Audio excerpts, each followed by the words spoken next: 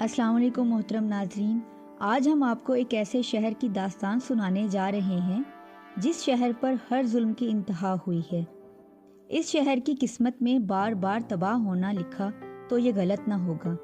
ये एक मुस्लिम शहर है, ये गज़ा शहर है, फ़लस्तीन का एक अहम शहर। जो खूबसूरत शहर आप वीडियो में देख रहे हैं, अब इस शहर को कोई नहीं देख पाएगा। ये तमाम इमारतें मलबे का ढेर बन चुकी हैं। यहाँ पर अब कुछ नहीं बचा सिवाय तबाही और बर्बादी के। कई जंगों में ये शहर बार बार तबाह हुआ।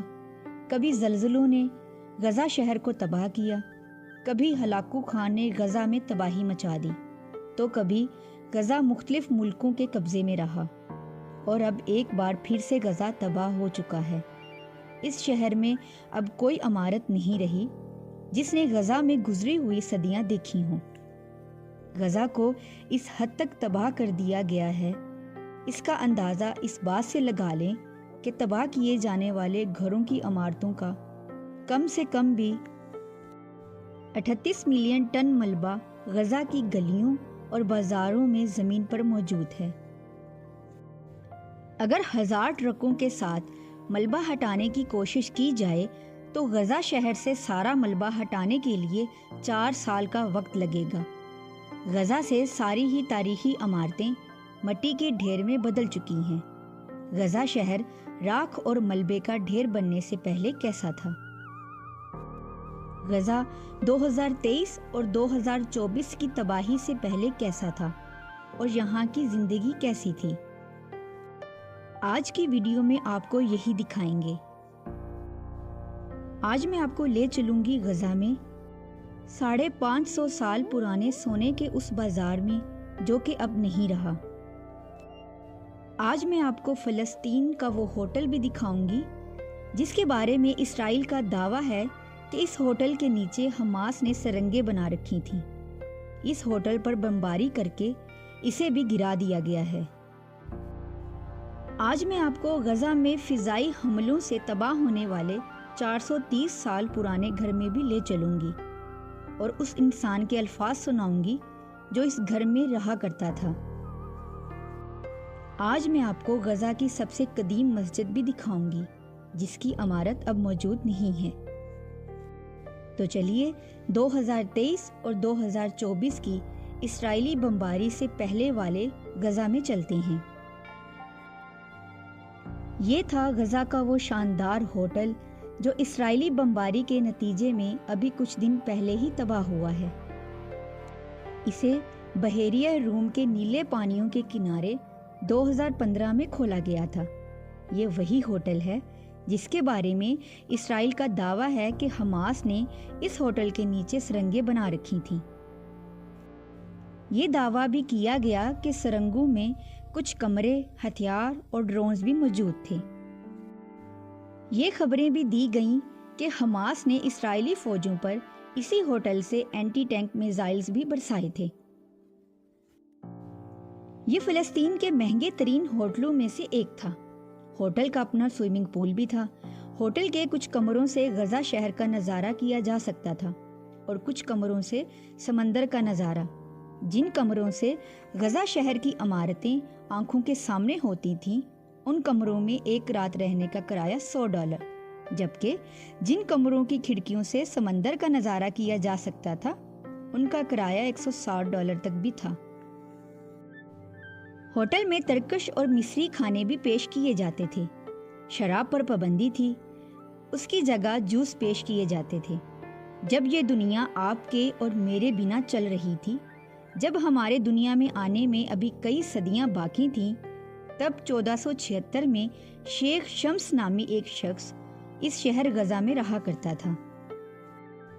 उसने तब के लोगों के लिए गज़ा में एक गोल्ड मार्केट तामीर करने का हुक्म दिया। ये थी वो गोल्ड मार्केट। 547 सालों से यहाँ पर सोने का कारोबार जारी था। अभी चंद महीने पहले तक भी लोग यहाँ पर सोना खरीदने आते थे, लेकिन अब कोई चाहकर भी यहाँ से सोना खरीद नहीं पाएगा। अब यहाँ पर ना ये सोना है और ना ही ये बाज़ार है। بازار اور سونے کو تو چھوڑیں، اس بازار سے جن لوگوں کا روزگار جڑا تھا شاید ان میں سے بھی بہت سے لوگ آج اس دنیا میں نہیں ہیں۔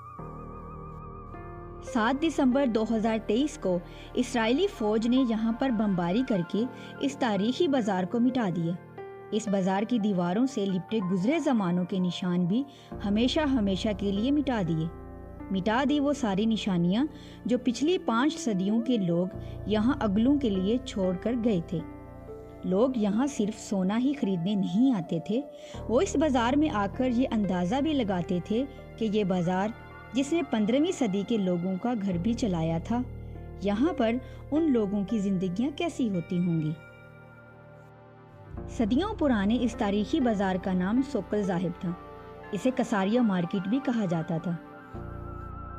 جس دن اسرائیلی فوج نے اس بازار پر بمباری کی، اسی دن اس بازار سے بھی کہیں زیادہ اہم اور کہیں زیادہ تاریخی جگہ کو بھی نشانہ بنایا گیا تھا، اور وہ تھی ایک مسجد جو اسی بازار کے پاس تھی۔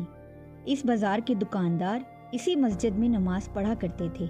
چلیے اب میں آپ کو غزہ کی وہی تاریخی مسجد دکھاتی ہوں۔ اللہ اکبر! یہ ہے مسجد العمری، غزہ پٹی میں سب سے بڑی اور سب سے قدیم مسجد۔ فلسطین کے لوگ یہاں اللہ کی عبادت کے لیے آتے تھے، لیکن 7 دسمبر 2023 کو اسرائیلی فوج نے بمباری کر کے اس مسجد کو شہید کر دیا۔ اب یہ مسجد ملبے کا ڈھیر بن چکی ہے۔ مسجد العمری کا یہ مینار جو رات ہوتے ہی سبز و سفید روشنیوں سے جگمگایا کرتا تھا، غزہ شہر کو روشنیوں میں نہلایا کرتا تھا، اب اسی شہر کے ساتھ ہی ملبے میں تبدیل ہو گیا ہے۔ مسجد العمری میں نماز پڑھنے کا اپنا ہی لطف تھا۔ یہ کہنا تھا فلسطین کے شہریوں کا۔ وہ یہ بھی بتاتے ہیں کہ مسجد میں داخل ہوتے تھے تو غیر معمولی سکون ملتا تھا۔ مسجد العمری کتنی قدیم ہے، اس کا اندازہ اس بات سے لگا لیں کہ اس مسجد میں ان لوگوں نے بھی نماز پڑھی ہے جو 1345 میں زندہ تھے اور غزہ میں اپنی زندگی جیا کرتے تھے۔ آج اگر مسجد کا یہ مینار نہیں، اس پر لگے لاؤڈ سپیکر سے اذان کی آواز نہیں، تو کیا یہاں اذان نہیں ہوگی؟ تو کیا لوگ یہاں سجدہ کرنا چھوڑ دیں گے؟ ایسا یہاں پر تو ہوا نہیں۔ لوگ اب مسجد کے ملبے پر کھڑے ہو کر اذان دیتے ہیں اور ملبے پر ہی نماز پڑھتے ہیں۔ اس مسجد پر ہلاکو خان کی فوج نے بھی حملہ کیا تھا۔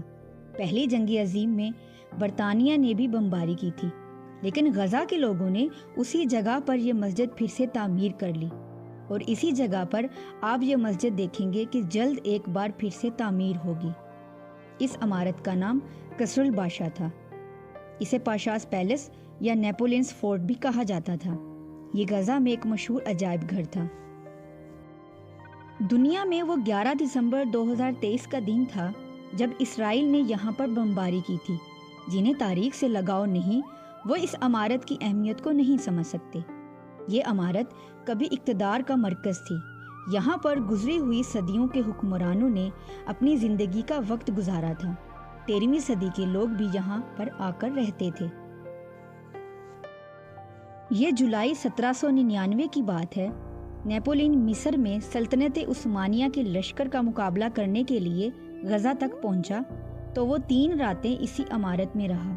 اسی وجہ سے اس عمارت کو نیپولینز فورٹ کہا جاتا ہے۔ اس عمارت میں داخل ہوتے تھے تو قدیم زمانے کے لوگوں کے زیر استعمال رہنے والی چیزیں دکھائی دیتی تھیں۔ ایک اور عمارت جو اسرائیلی بمباری سے بچ نہ پائی وہ یہ ہے۔ یہ عمارت غزہ کے سمندری ساحل سے صرف 1 کلومیٹر دور بنائی گئی تھی۔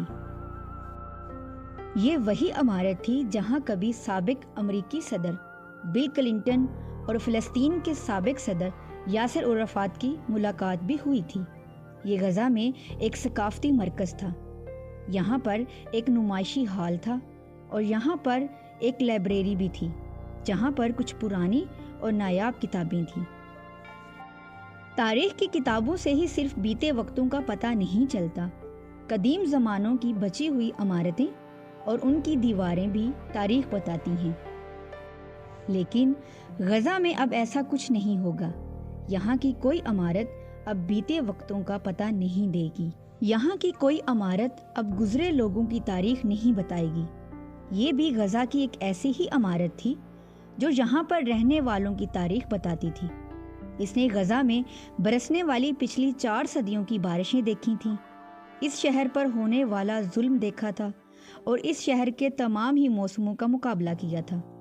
असल में ये एक घर था जो कि 430 साल तक यहाँ पर रहने वालों की मुस्कुराहटों और उनके आंसुओं का गवाह था। ये घर उस शख्स की दुनिया था। उनका नाम मोहम्मद अल इल्मी था। इसराइली हमलों के बाद उनका कुछ पता नहीं कि ये कहाँ है, लेकिन जब ये घर मौजूद था तब इल्मी ने अपने इसी घर में खड़े होकर बताया था, मैं अपनी ज़िंदगी में जहाँ भी रहा मेरा सबसे अच्छा वक्त यहीं गुजरा। ये मेरे हमसायों का भी घर था। यहाँ पर उनकी शादियाँ हुई हैं और यही घर उनके बुरे वक्तों में काम भी आया है। ये क्योंकि गजा के पुराने घरों में से एक था, इसीलिए स्कूल के बच्चों समेत लोग दूर दराज से इस घर को देखने के लिए आते थे। घर के ग्राउंड फ्लोर पर 3 कमरे थे और 2 कमरे पहली मंजिल पर थे। इनमें से एक कमरा ये था। इस कमरे के पीछे गजा की जो 2 इमारतें नजर आ रही हैं, ये भी इसराइली बमबारी से मिट चुकी हैं। ये गजा में वो जगह है जहाँ कभी सिर्फ समंदर की लहरों का शोर सुनाई देता था, लेकिन अब यहाँ पर इसराइली बमबारी का शोर सुनाई देता है। यहाँ समंदर में रोज सूरज डूबता हुआ नजर आता है और फिर निकल भी आता है, लेकिन बमबारी से बचे हुए फ़लस्तीनी अब यहाँ पर इस सूरज के इंतज़ार में हैं जो उनके लिए आज़ादी, अमन और ज़िंदगी लेकर आएगा। मेरी आप सबसे दरख्वास्त है कि आप हाथ उठाकर अल्लाह पाक से उनके लिए गायबाना मदद की दुआ करें, और अगर आप इस चैनल पर नए हैं तो चैनल को सब्सक्राइब कर लें और इस वीडियो को अपनी फैमिली और अपने फ्रेंड्स के साथ शेयर ज़रूर करें। अपना बहुत सारा ख्याल रखें। अल्लाह हाफिज़।